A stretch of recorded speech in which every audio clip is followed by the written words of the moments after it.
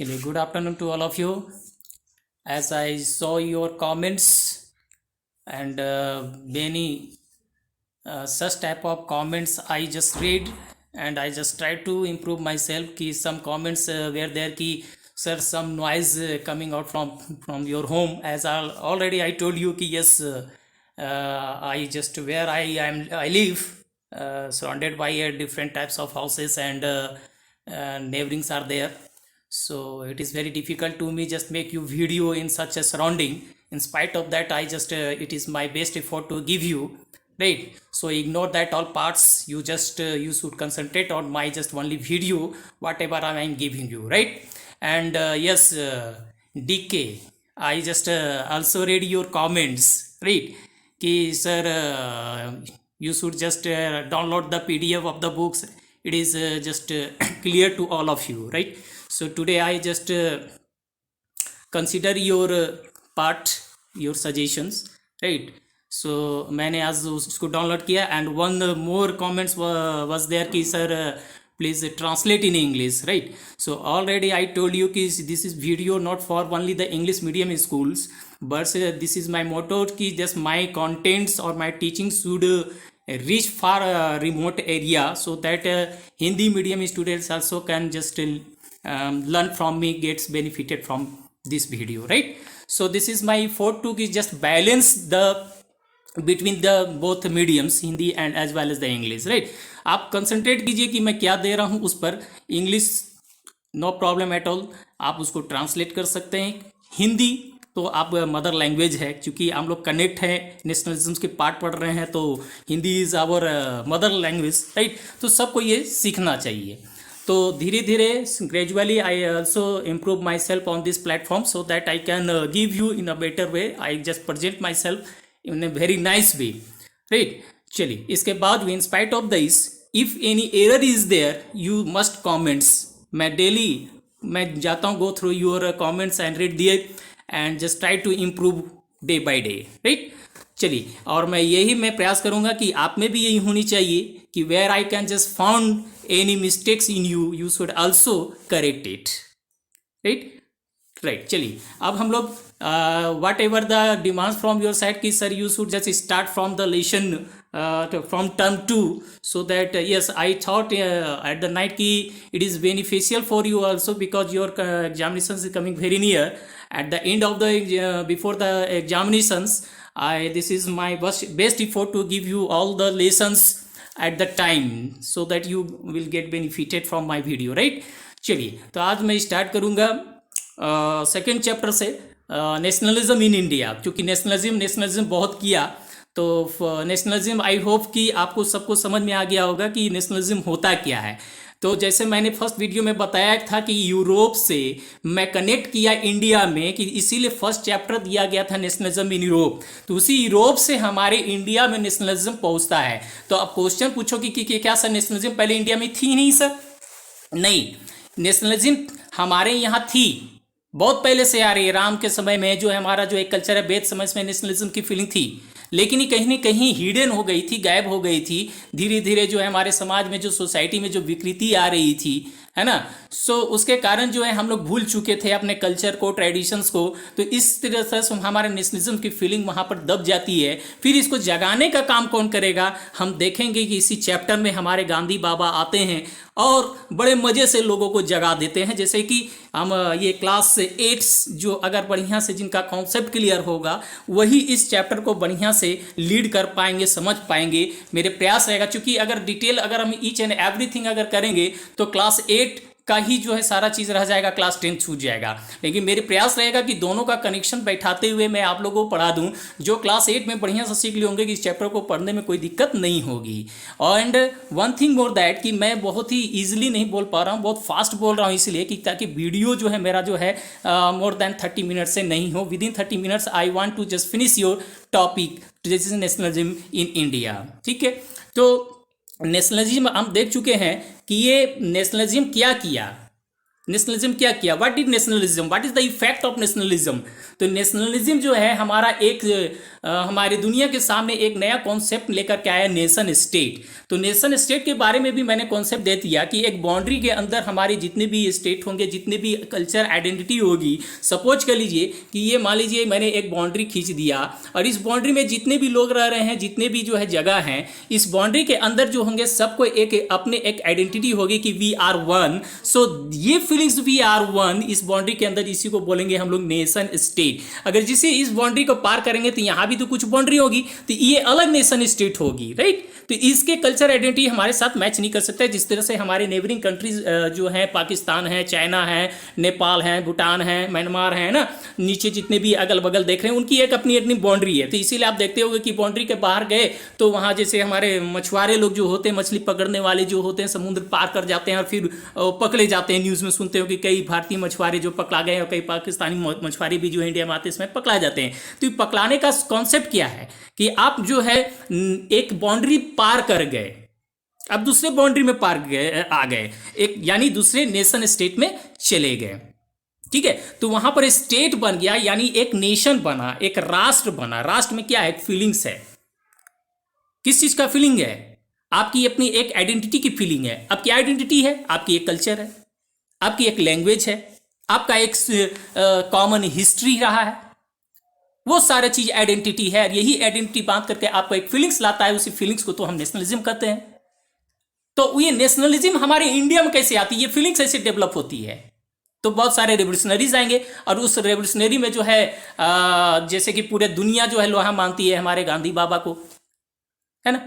वो बहुत कमाल के आदमी हैं, पर्सनालिटी वाले आदमी हैं। हम देखेंगे आगे कि कैसे वो पूरे भारत को जगाने का काम करते हैं, कैसे लोगों को जो है नेशनलिज्म जो है इंडिया में जगाने का काम करते हैं। और ये नेशनलिज्म जो है हमारे इंडिया में, जिस तरह से हमने चैप्टर यूरोप में देखा था कि नेशनलिज्म लिबरल का मतलब क्या होता है, इकोनॉमिक के क्षेत्र में नेशनलिज्म कैसे कैसे समझ पा रहे थे, पॉलिटिक्स के क्षेत्र में कैसे कैसे उसके फीलिंग्स को ले पा रहे थे।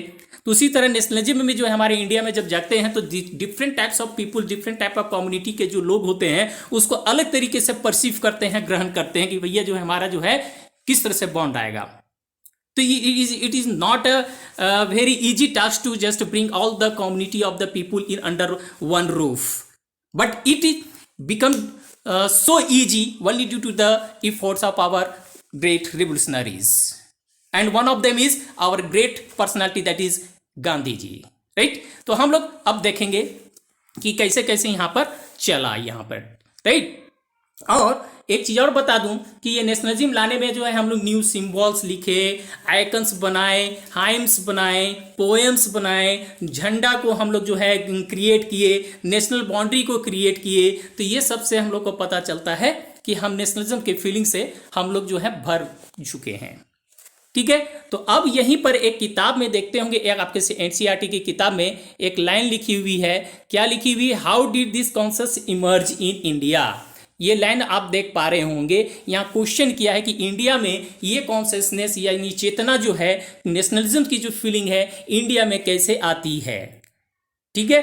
तो ये इंडिया में बहुत ही मजेदार चीज है कि यहां पर एंटी कॉलोनियल मूवमेंट चलता है। अब क्वेश्चन यहां पर भी निकल के आ जाता है कि एंटी कॉलोनियल क्या होता है। जैसे कि मैंने बताया कि एनसीईआरटी में हर एक वर्ड का मीनिंग होता है, उस वर्ड मीनिंग के बिना आप जो है आगे प्रोसेस कर ही नहीं सकते हो, राइट। इसीलिए मेरा मोटो होता है कि मैं जब पढ़ाता हूं तो मैं लाइन जो है बच्चों को पढ़ाता हूं, जहां इंपॉर्टेंट लगता है उसको अंडरलाइन भी कराता हूं, समझाता हूं। मुझे लगता है कि ये समझाना से बच्चे लोग समझ पाते हैं।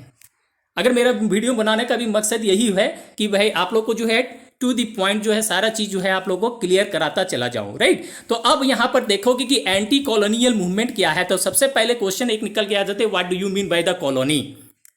कॉलोनी क्या होता है, इसके मतलब में आपको समझना पड़ेगा, तभी जो है एंटी का मतलब समझ पाओगे, राइट। तो कॉलोनी क्या होता है? सपोज के लिए जो ब्रिटिश जो उसमें इंपीरियलिज्म का दौर था, अब एक टर्म्स मैंने फिर यूज कर दिया, फिर फंस जाओगे कि इंपीरियलिज्म क्या बोल दिए सर आप। तो इसको भी मैं क्लियर कर देता हूं, फिर कॉलोनी आपको समझा देता हूं। सपोज के लिए आपके पास बहुत ही ताकत है, आपके पास ताकत है, तो आप क्या करोगे? बगल वाले लड़कों को डरा करके रखोगे, भैया जो टिफिन दे खिला दे, नहीं तो बड़ी मारेंगे, चल पैसा घुमा तो बड़ी मारेंगे। अब तुम भी क्या इनसिक्योर फील करते हो, चलो मेरे साथ तो कोई ताकतवर आदमी है, लेकिन वो इतना अति कर देगा तो फिर भैया इस ताकतवर इस आदमी से अच्छा है कि मुझे अकेला ही रहना पसंद करना चाहिए। ये फीलिंग्स आती है ना। तो उसी तरह जो ब्रिटेन जो था ना, आपको इंटायर वर्ल्ड को अपने जीत लिया था अपनी शक्ति से, अपनी बुद्धि से। तो जहां जहां उनका कैप्चर होता था वो उनका कॉलोनी बन जाता था। कॉलोनी का मतलब हो गया कि अब उनके अंडर जितने भी इनका रिसोर्सेस होगा, जैसे ए में जो भी रिसोर्सेस होगा, लैंड रिसोर्सेस, नेचुरल रिसोर्सेस, जो भी रिसोर्स होगा, ज्योग्राफी में आपने पढ़ा होगा कि रिसोर्सेस कितने तरह का होता है, क्लास 8 में भी पढ़ा होगा। बी में जितने रिसोर्सेस है, सी में जितना रिसोर्सेस है, डी में रिसोर्सेस है, उसका रिसोर्सेस वो यूज करेंगे। मतलब अपने बेनिफिट के लिए जो भी यहां पर इस जगह में होगा वो यूज करेंगे, अब उनके कंट्रोल में रहेगा। This is called imperialism. और ये इंपीरियलिज्म 17th-18th सेंचुरी में काफी तेजी से बढ़ रही थी, राइट। तो जो इंपीरियलिज्म जो मेथड हुआ concurring the other territories, this is called imperialism. और जो टेरिटरी को जीत लिए थे, ये सपोज के लिए एक जो है टेरिटरी है, ये टेरिटरी को जीत लिया मैंने, तो ये मेरे लिए कॉलोनी हो गया। मतलब अब अपने हिसाब से लोगों को यहां मैं बसा सकता हूं, यहां से लोगों को उठा करके कहीं भी रख सकता हूं। That is called colony. जैसे आप बोलते हैं Charhi colony, Hazaribagh colony, Masiha colony, Suresh colony, this जितना भी whatever this colony has, right. जितने भी तरह की कॉलोनी है, whatever there may be lots of colonies are there in your locality. तो कॉलोनी क्या है? एक कॉलोनी भी एक आइडेंटिटी बन जाती है ना।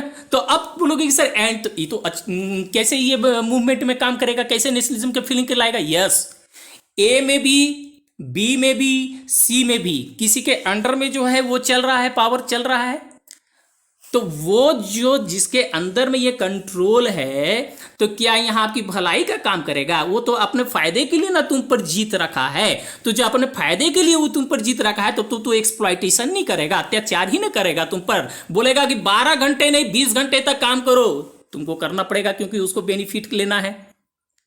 तो एक्सप्लॉइटेशन हो रहा है। तो यही ए बी सी डी जितने भी जगह है, एक कॉमन चीज है सब में, दैट इज कॉल्ड एक्सप्लॉइटेशन। और इस एक्सप्लॉइटेशन के विरुद्ध उन लोगों को लड़ना है।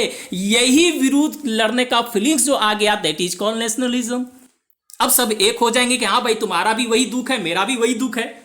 जैसे आप देखते होगे कि जितने भी अपने लोकेलिटी में जितने भी बूढ़े लोग हो जाते हैं, तो जब एक जगह बैठते हैं तो वो अपने दुखड़ा सुनाते हैं अपने फैमिली के, भाई मेरे बेटा ऐसा कर दिया, पुतो ऐसे कर दिया, दिस सब क्या करते हैं, अपने अपने दुखड़ा सुनाते हैं। तो क्या होते हैं उनके अंदर एक फीलिंग्स आती है ना कि नहीं नहीं कोई अपना मिल गया।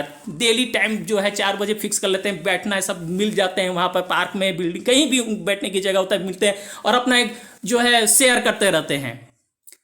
नहीं नहीं तुम्हारा जो प्रॉब्लम है यार मेरे घर में भी वही है, तुम्हारे घर में, सब आजकल ऐसे ही है, सब ऐसे ही सुनते होंगे जनरल ना। तो उसी तरह से उस समय में भी जो है यही सारे लोग जो है वहां पर शेयर करते थे। यही शेयर को हम लोग कहते हैं नेशनलिज्म। अब समझ में आ गया कि कॉलोनी क्या होता है। तब एंटी हो गए, विरोध हो गए, भैया ये कॉलोनी के विरोध लड़ना है। तो सारे लोग अब जो है फीलिंग से भर जाएंगे कि हाँ भैया अब हमको इकट्ठा होकर के लड़ना है। तो बोलो एक पॉइंट बन गया कि नहीं बन गया, कि कैसे उन लोग आए, एंटी कॉलोनियल मूवमेंट सबसे बड़ा फैक्टर निकल के आया, राइट। चलिए अब देखिए हम लोग का क्या होता है कि अब जब हम लोग जब इसके ऊपर जब खिलाफ हम लोग लड़ेंगे, एंटी कॉलोनियल्स के खिलाफ लड़ेंगे, तो क्या जो भाई साहब हमारे ऊपर जो राज कर रहे हैं वो चुपचाप बैठेंगे? वो तो उनका प्रॉफिट लेना है। तो प्रॉफिट क्या आप लड़ करके दीजिएगा? उन लोग भी तो डंडा बरसाने की कोशिश करेंगे, तरह तरह का कानून लाना शुरू करेंगे, आपको और प्रताड़ित करना शुरू करेंगे, एक्सप्लॉइटेशन शुरू कर देंगे भाई कि तुम अब जो किया बाद में नहीं करना, डर जाओ, होश में आओ। यही होगा। और जब ये सब डराने का प्रयास करेंगे, सिलसिला शुरू होगा, तो हमारा कोई तो लीडर आएगा लड़ने के लिए, कोई तो भाई हमारा सुपरमैन निकल के आएंगे, हैं?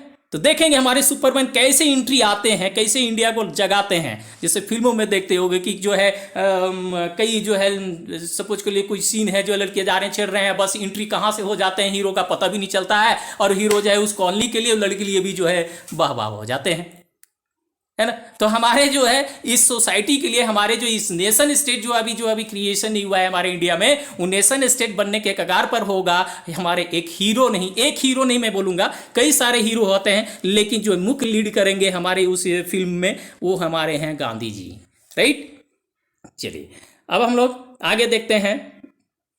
अब क्या करेंगे, तो गांधी जी के देखियो, उस समय जो क्लास 8 में हम लोग पढ़ लिए थे, तो अपने जो पूरे क्षेत्र का जो कॉमन आपके इशू होती थी, जो प्रॉब्लम होती थी, उसको सॉल्व करने के लिए कोई एक ऑर्गेनाइजेशन चाहिए, और उस उसमें ऑर्गेनाइजेशन क्या थी, कांग्रेस पार्टी।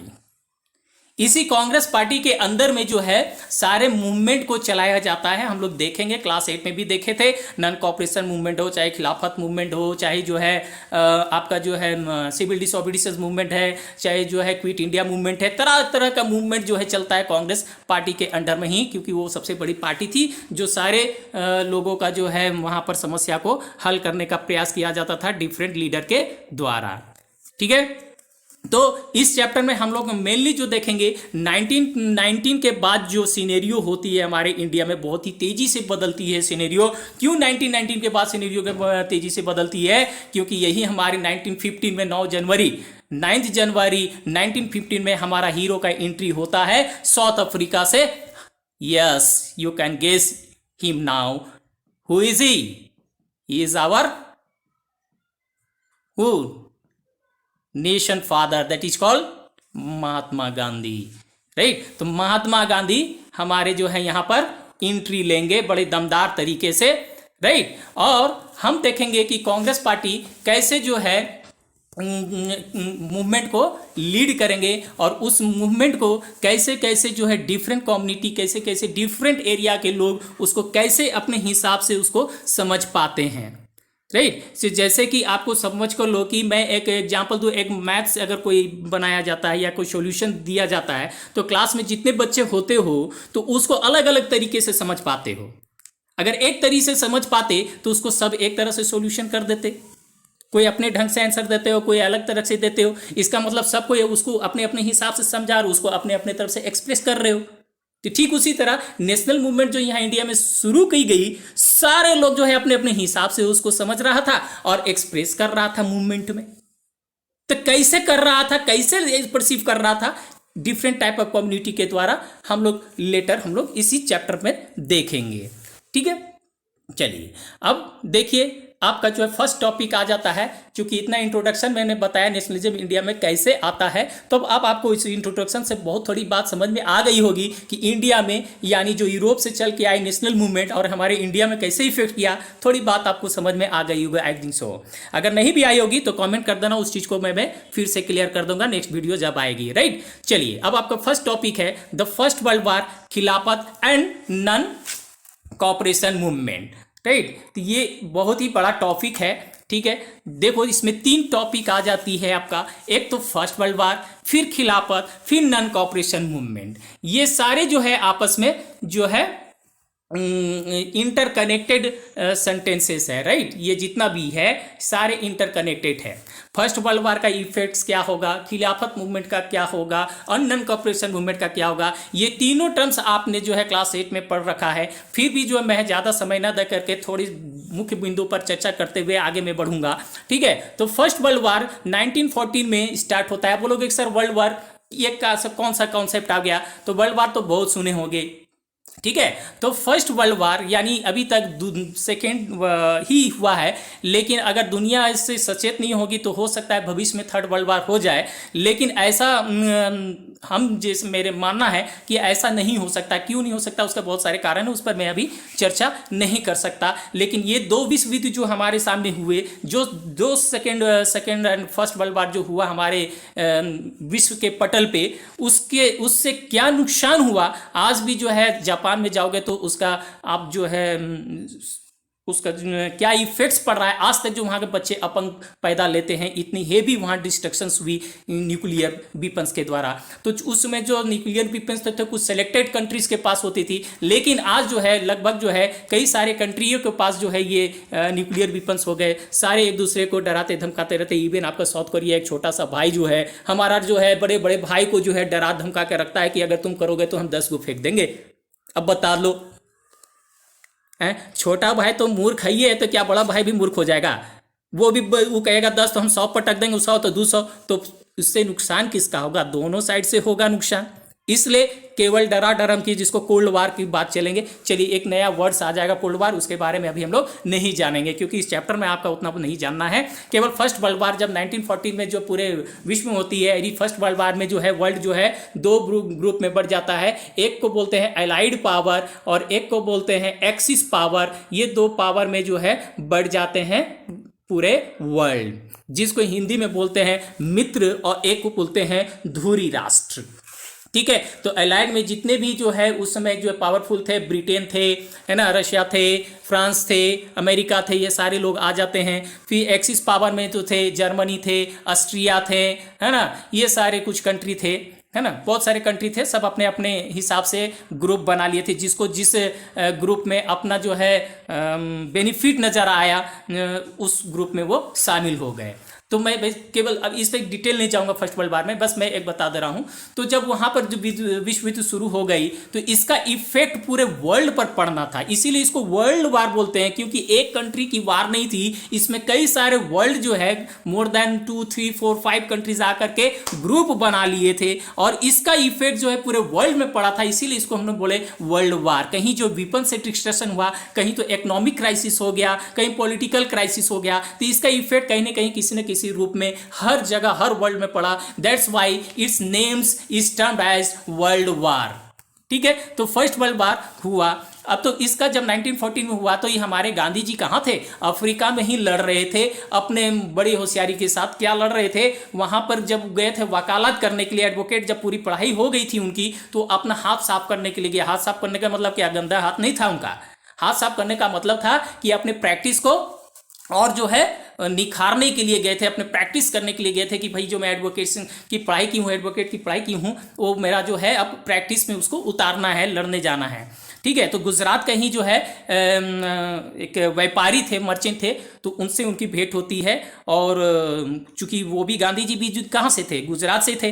तो गुजरात से थे, दोनों गुजरात से थे, गुजराती भाई हो गए। तो और इंग्लैंड से, उस समय जो इंग्लैंड से जो भी वकालत करते, एडवोकेट करते थे, उनको बहुत ही हाईली एक्सपीरियंस्ड एडवोकेट और अच्छा एडवोकेट के रूप में माना जाता था। तो वो मर्चेंट्स ने उनको हायर कर लिया कि चलो मेरा भाई केस लड़ो अफ्रीका में। तो अफ्रीका में वो जाकर के वो केस उनके लड़ते हैं। तब वहां पर जाके देखिए भाई यहाँ तो बड़ा, एक ट्रेन में सफर कर रहे थे, फिल्मों में भी देखे होंगे, गांधी जी की मूवी है बहुत सारे गांधी जी का, वो देख सकते हो। तो एक ट्रेन में जा रहे थे, ट्रेन में जा गए तो वो भी उनका जो व्यापारी, जिस व्यापारी मर्चेंट का जो केस लड़ने गए थे, उनके जो फर्स्ट क्लास एसी में जो है उनका टिकट टुकट सब करा दिए, है ना। तो टिकट बैठे हुए थे बड़ा आराम से। तो उधर से कुछ गोरे लोग आते हैं, अंग्रेज लोग आते हैं, बोले कि ये bloody man who are you, है, शब्द बोलते हैं उनको, कैसे आ गए इस डिब्बे में बैठे। उसका सामान लेकर के गांधी जी का बाहर फेंक दिया, और उतना ही नहीं, गांधी जी को भी बाहर फेंक दिया। अब गांधी जी आग बबूले हो गए कि भाई यहां तो बड़ा शोषण है, एक्सप्लॉइटेशन है। इतना ही नहीं, यहां पर काले और गोरे का भी जो है भेदभाव हो रहा है, जिसको बोलते हैं रेशियल डिस्क्रिमिनेशन। अब गांधी जी अब सोच लिए, अब अपना मकसद बना लिए कि हम तो आए थे एडवोकेट यहाँ पर उसके केस लड़ने के लिए, अब तो यहाँ पर बहुत सारे सॉल्यूशन मुझे निकालना है। इतनी सारी बुराइयां हैं अफ्रीका में।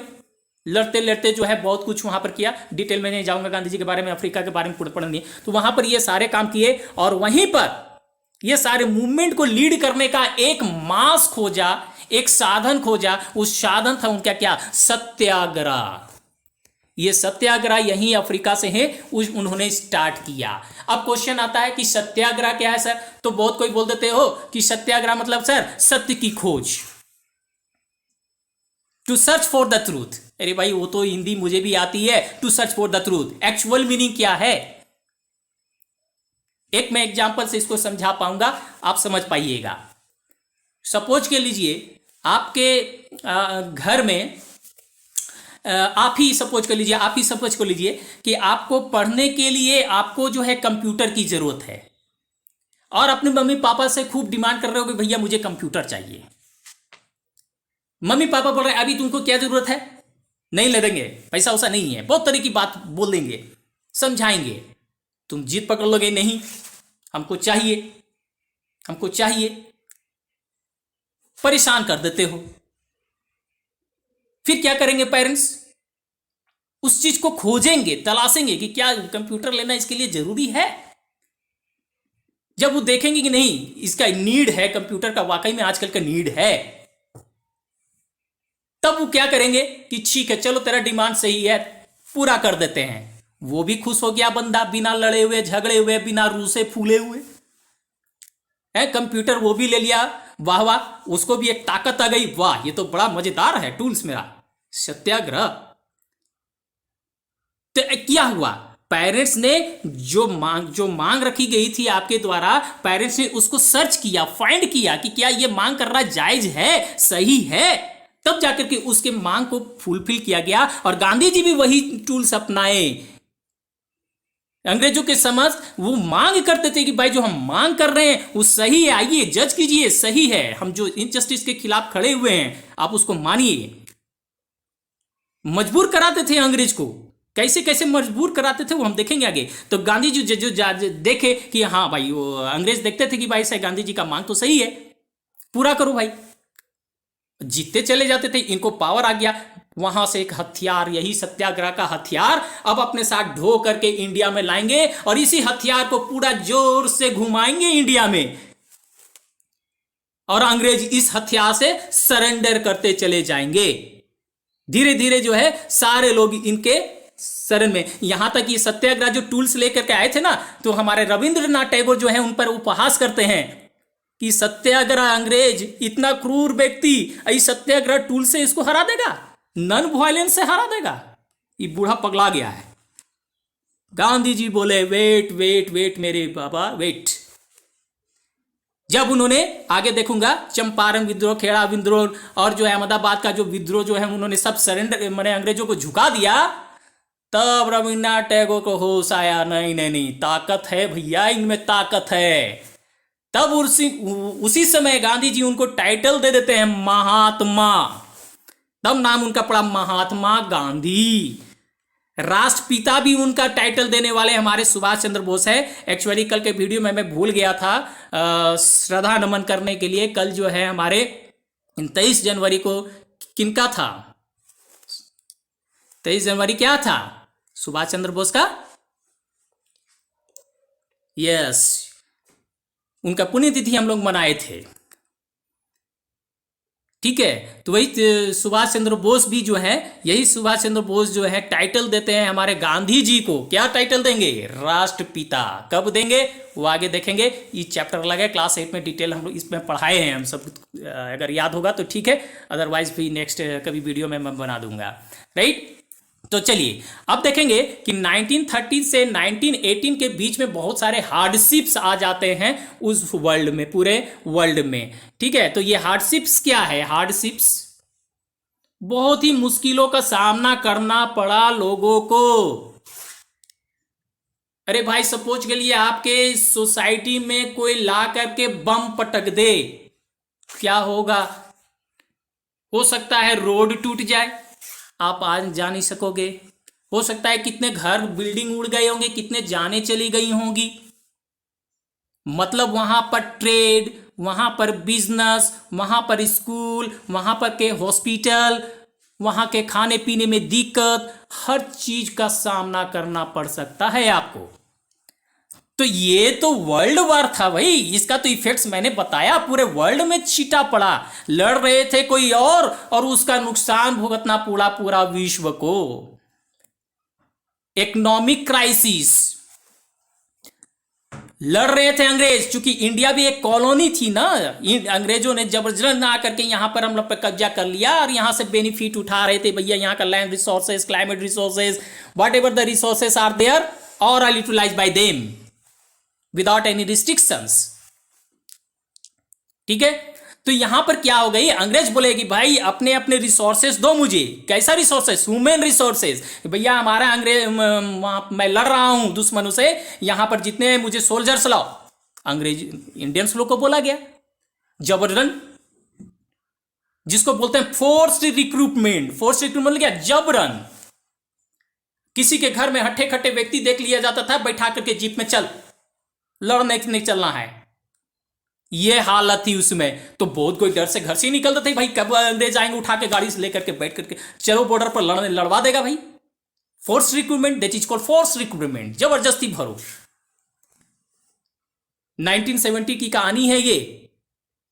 मेरे एक दादाजी हैं, वो बताते थे कि भाई जो है जिनके यहाँ, उन्होंने बता रही थी उस समय की कंडीशंस बता रहे थे कि इस समय कंडीशंस आई थी कि लोगों को जबरन जो है, जब चाइना युद्ध हुआ था, पाकिस्तान युद्ध हो रहा था, तो उसमें भी जबरन जो है लोगों को बैठा करके जो है फोर्स में भर्ती कर दिया जाता था लड़ने के लिए।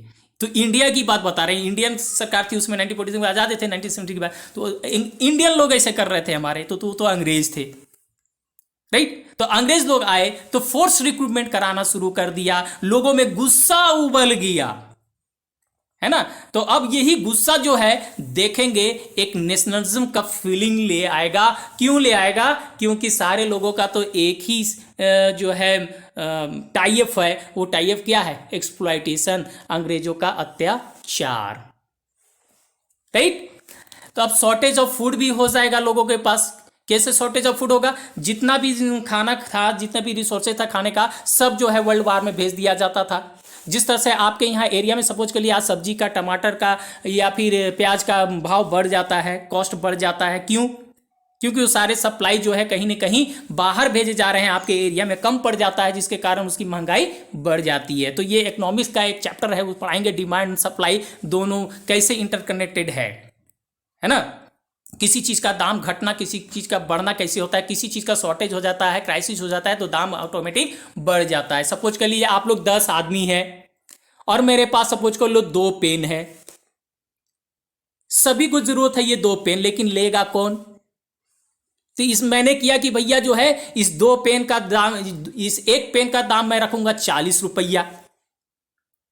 अब ये 10 आदमी के पास उतनी कैपेसिटी नहीं है कि भाई अच्छी तरह से खा पाए, तो क्या ये पेन ले पाएगा? तो जिसके पास जो पेन होगा वही न ले पाएगा। तो महंगाई मैंने बढ़ा दिया कि नहीं बढ़ा दिया? अगर ये 10 के पास अगर कैपेसिटी होती लेने की, तो मैं क्या करता, पेन का दाम 5 रुपया करता, सब कोई ले लेता। तो वहां भी शॉर्टेज ऑफ फूड हो गया, खाने की किल्लत हो जाती है, राइट। चलिए आगे अब हम लोग देखते हैं, एक इसी का जो है द आइडिया ऑफ सत्याग्रह आ जाता है। मैंने बताया साउथ अफ्रीका से कैसे जो है, ये चूंकि मैंने पहले ही बता दिया, ठीक है, गांधी जी कैसे आते हैं और लीड करते हैं सत्याग्रह का कॉन्सेप्ट लेकर के, ठीक है ना। सत्याग्रह का मीनिंग भी मैं बता दिया। ये सारे टर्म्स जो है यहाँ पर आप देख सकते हो, ठीक है, यहाँ पर देख सकते हो क्या है। ये क्वेश्चन आता है एग्जामिनेशन में, मतलब कि सत्याग्रह, व्हाट इज सत्याग्रह, तो आपको ये 2 पॉइंट्स लिखना पड़ जाएगा, ठीक है। It is a method of mass agitations. क्या है? मेथड ऑफ मास एजिटेशन, मतलब लोगों का जो है गुस्सा जो दिखाने का एक तरीका है, क्या चीज से, जिसको सत्याग्रह कहते हैं। तो इसमें क्या होता था, इंफसाइज करता था किस पे?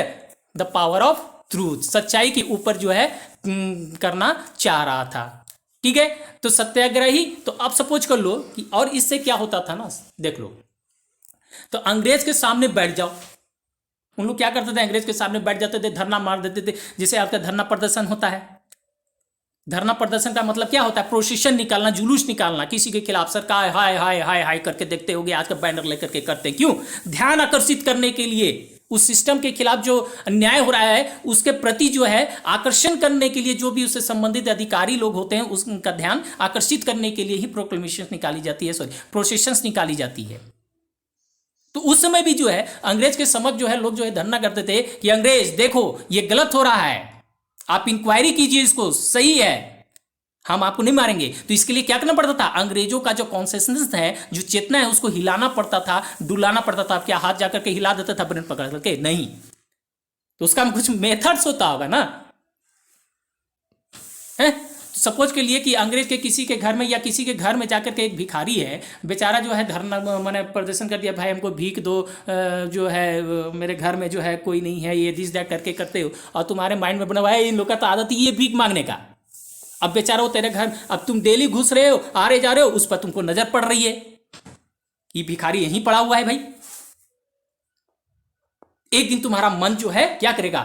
हिलेगा, डोलेगा,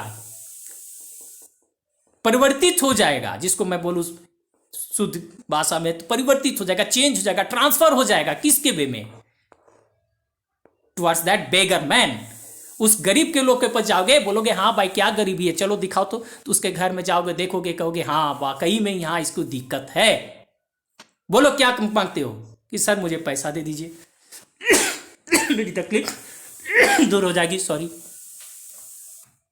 तब उसको जाकर के अगर धर्म परिवर्तित करता है तो उसको हेल्प करते हो। तो यहां बिना लड़े हुए, बिना कुछ किसी का डिस्ट्रक्शन से हुए, किसी का नुकसान हुए, आपने बैटल को जीत लिया, अपनी मांगों को पूरा कर लिया। यही गांधी जी का हथियार था, सत्याग्रह। ठीक है ना। तो ये लिख सकते हो 2-3 पॉइंट। एग्जामिनेशंस में सत्याग्रह आता है कि क्या क्या इसका प्रोसेप्ट था। ठीक है। और गांधी जी भी ये सत्याग्रह के साथ एक कंडीशन रख दिए थे। क्या चीज का कंडीशन रख दिए थे? Non violence.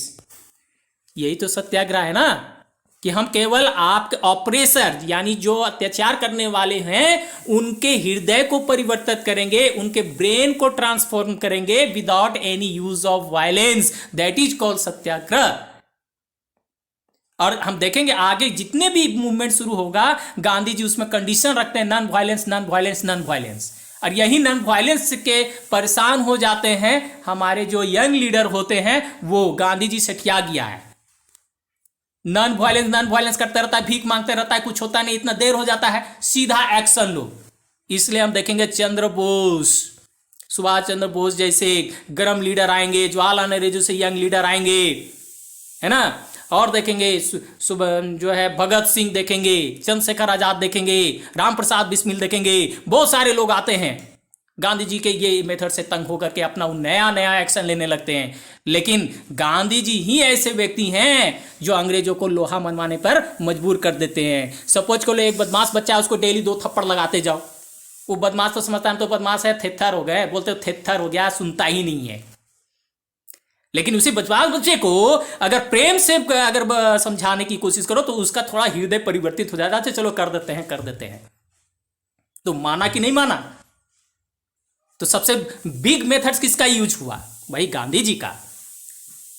और इसकी लोहा पूरे दुनिया माना। और इसीलिए आप देखते हो कि हर कंट्री में गांधी जी का एक मूर्ति आपको जरूर मिल जाएगी। इसीलिए इंपॉर्टेंस पूरा वर्ल्ड गांधी जी को देता है। लेकिन हम लोग गांधी जी को जो है बहुत सारे जो इनकी इतिहास नहीं जानते हैं उनको गाली देते थकते नहीं है। एनीवे, तो ये दूसरा चैप्टर है, इसके ऊपर हम नहीं जाएंगे।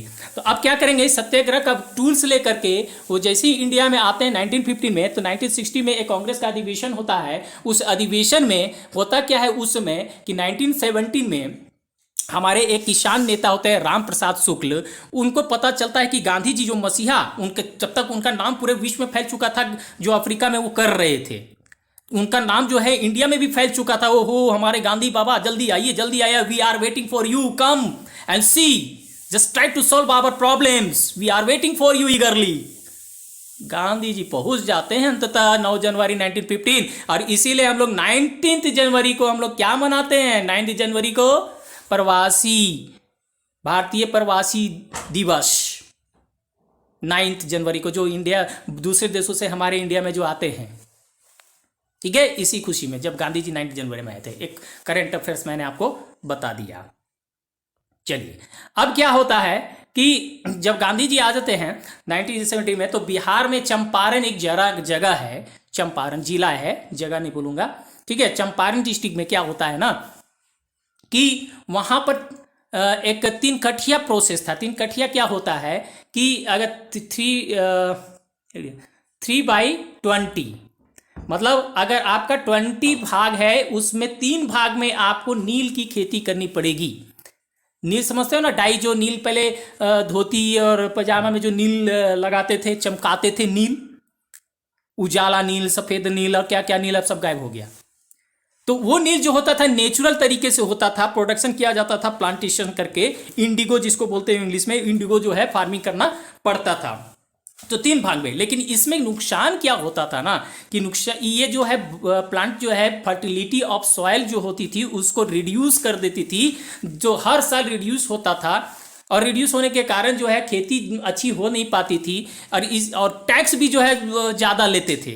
तो इनकी मांग होती थी फार्मर्स को, भाई एक तो आप 3 भाग में कराते हो, टैक्स भी लेते हो, हमारी जो है नुकसान भी होता है, कोई फ़ायदा नहीं होता है खेती करने से, हम लोग सरेंडर कर देते हैं नुकसान की वजह से। लेकिन ज़बरदस्ती फोर्सफुली उनको करना पड़ता था।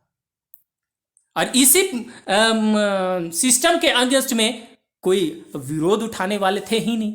मसीहा की ज़रूरत थी भाई, सबको डर लग रही है, अब चूंकि हमारे इंडिया में गांधी जी बाबा पहुंच गए हैं मसीहा के रूप में, चले ही यहाँ किसान नेता राम प्रसाद शुक्ल, उनसे कांटेक्ट किए कि भाई देखो ये अनपढ़ व्यक्ति थे, पढ़े लिखे नहीं थे। गांधी जी को अप्रोच किया कि नहीं हमको चलना है आपको। राम प्रसाद शुक्ल के साथ और कई सारे नेता थे, 2-4 नेता थे, इनका नाम अभी मैं भूल रहा हूं, बता नहीं पाऊंगा, नाम याद आएंगे तो बाद में बता दूंगा, वैसे आपको जानने की जरूरत नहीं है। तो गांधी जी को बोले कि चलिए मेरे एरिया में चलिए। गांधी जी बोले चलेंगे चलेंगे चलेंगे।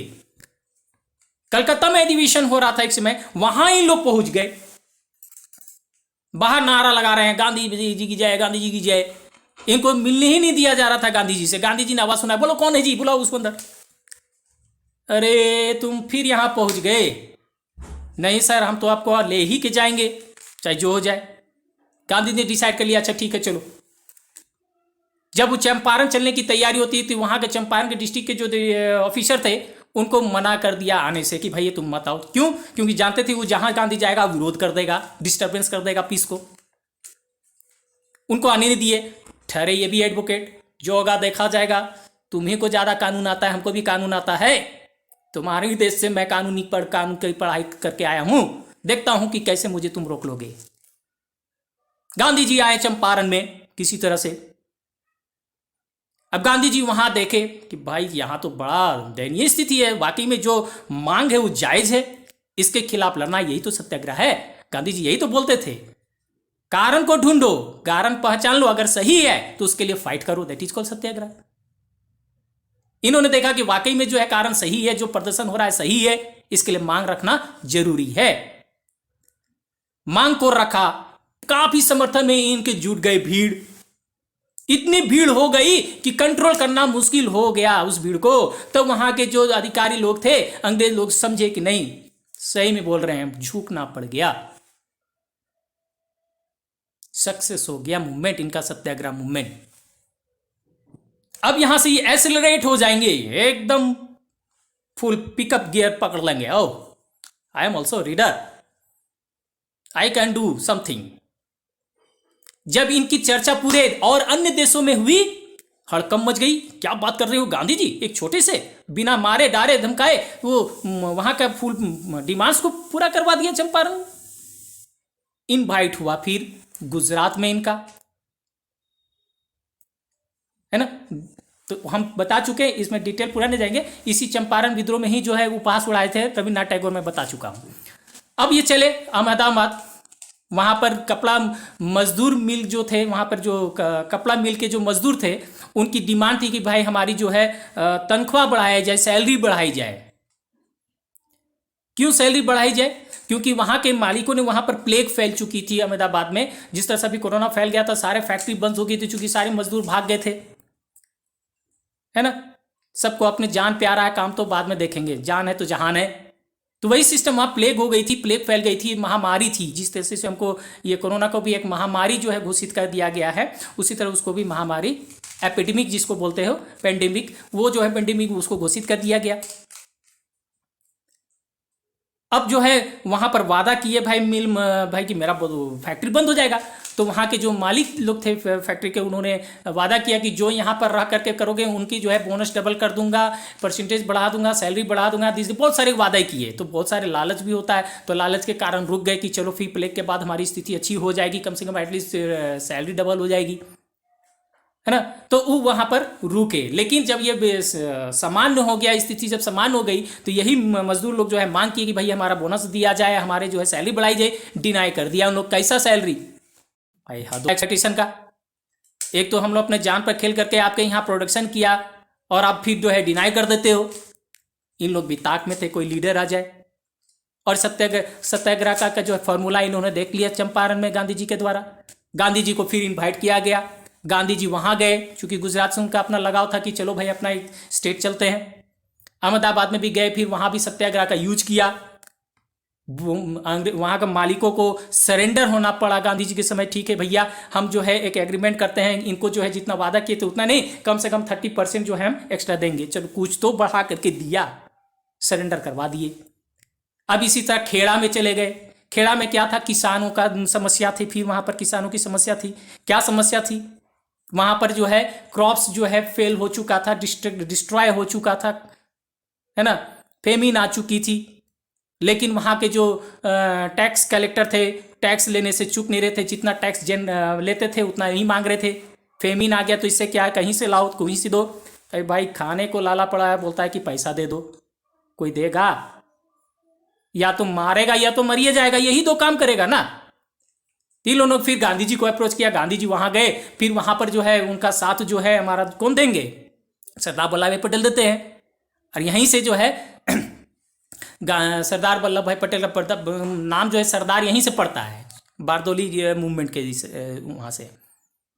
ठीक है, तो ये तीन इशू, मेजर इशू जो है वहां पर सॉल्व करके आए। चंपारण में 1917, 1918 में जो है पहले अहमदाबाद और फिर खेड़ा। ये कभी कभी एक नंबर के लिए भी आ जाता है और कभी कभी मैप में दर्शाने के लिए भी आ जाता है कि गांधी जी के द्वारा जो मूवमेंट चंपारण है कहाँ है, उसको पॉइंटेड करो। तो दो तरह से यहाँ बन सकता है, मैप के लिए भी और आपका 1 मार्क्स के लिए भी। तो ये आपको लिखना पड़ेगा, राइट। और लास्ट है जो है, वीडियो लंबा होगा थोड़ा सा चूंकि इतना डिस्क्रिप्शन कर रहा हूँ, चैप्टर 2 आपको पढ़ा रहा हूँ मैं आपका जो है सेकेंड टर्म के लिए, तो इसको तो जरूर देखना आप लोग। चलो, द रॉयलेट एक्ट।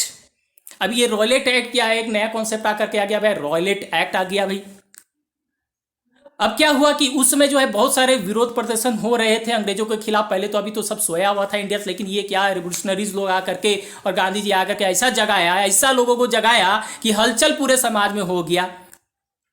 अंग्रेजों को डराने धमकाने का सिलसिला शुरू हो गया, जो पहले सोए हुए थे, है ना।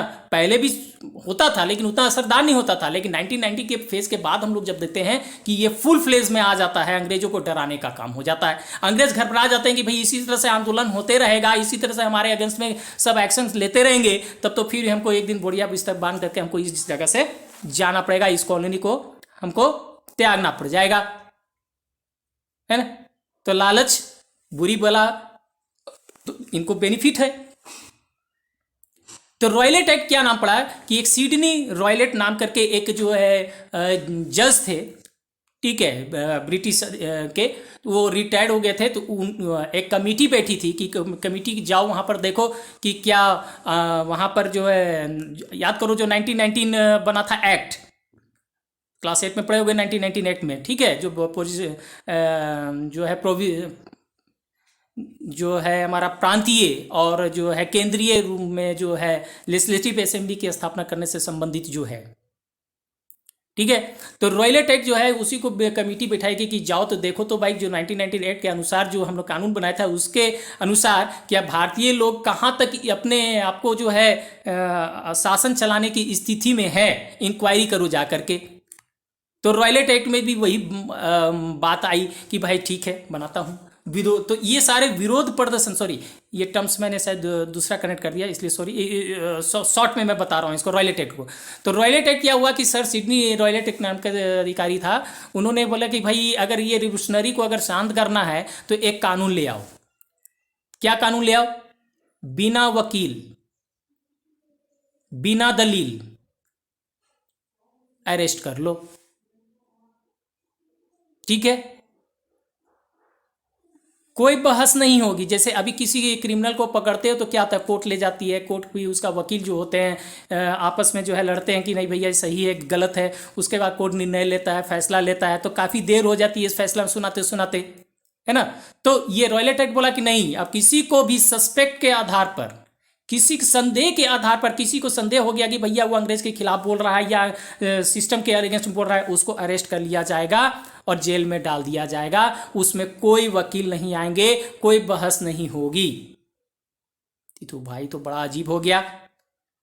सपोज कर लो कि तुम किसी एक लड़के को मैं पकड़ करके बोल दिया कि तुम चोर हो, अब जबकि वो बेचारा बहुत मेहनती लड़का है, शरीफ लड़का है, और उसको बदनाम कर दिया मैं चोर हूं, तो क्या बर्दाश्त करेगा?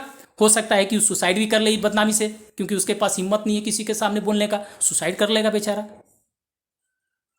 या हो सकता है कि कुछ प्लानिंग कर ले कि इसको उड़ाइए देंगे, हम तो बदनाम होइए गए, इसको भी हम मारिए देंगे, कुछ तो करेगा, कुछ तो एक्शन लेगा। तो वही चीज है, रॉयलेट एक्ट है कि तो ये जनता के बीच में क्या हुआ और गुस्सा भड़क गया। ये कैसा कानून है भाई? इसको काला नाम दिया, काला कानून, ब्लैक लॉज। है ना।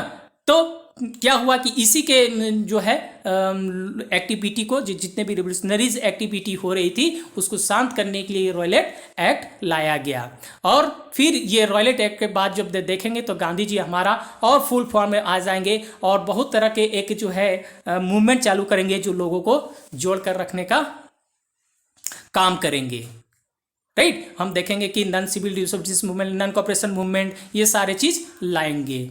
ठीक है, तो हम उतना डिटेल नहीं जाएंगे क्योंकि वीडियो ऑलरेडी लंबा होते चली जा रही है। राइट, चलिए अब एक मूवी आ रही है 26 जनवरी को, उसमें जलियांवाला बाग की स्थिति जो है दर्शाया गया है, उसमें आप बढ़िया तरीके से देख सकते हो। 26 जनवरी के दिन में वो फिल्म है। ये देखिए, ये जो लास्ट में आपका जो एक कैरेक्टर दिखाया है जनरल डायर, ठीक है, ये क्या थी, ये आपकी घटना घटी थी पंजाब के शहर है एक अमृतसर, उसी में एक जगह है जालियांवाला बाग। उसी जालियांवाला बाग में एक घटना घट जाती है। आप सभी को पता है, क्लास 8 में पढ़े हैं कि एक एंट्री होती है, एक पार्क होती है और इसमें एक ही एंट्री होती है और एक बीच में एक कुआं होता है। सारे लोग यहाँ मीटिंग कर रहे होते हैं। क्यों कर रहे होते हैं, क्लास 8 में पढ़ लिए, मैं उतना डिटेल नहीं जाऊँगा। और 26 जनवरी को देगी मूवी, उसमें जाकर के इसके क्लियर आप देख सकते हो कि कैसे वहाँ पर जान गई, कैसे लोग मरे, है ना। तो आपके कॉन्सेप्ट क्लियर आ जाएगी।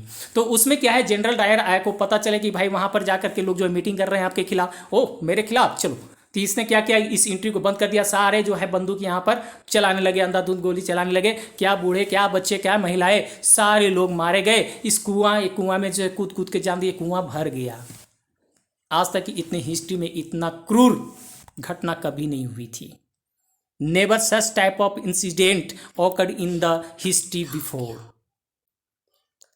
राइट, चलिए अब जो है हम लोग जो है आज हम लोग इतना ही करते हैं, क्योंकि वीडियो बहुत लंबी हो गई है। तो नेक्स्ट वीडियो जो है हम लोग बाद में बनाएंगे। फिर भी कहीं अगर कोई कमी होगा तो मुझे बताना। मैं पूरा प्रयास किया कि मैं सारी चीज़ एक चीज़ डिस्क्राइब करते चला जाऊँ। Okay, thank you.